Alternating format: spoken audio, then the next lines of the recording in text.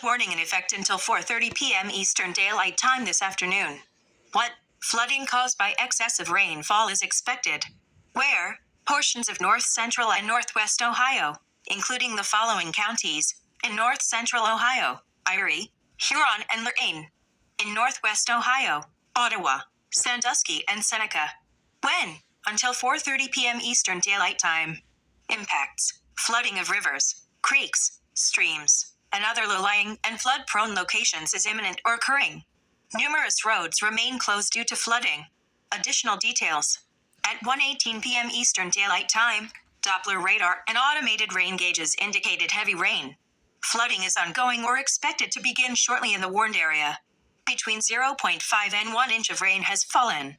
Additional rainfall amounts of 0.5 to 1 inch are possible in the warned area.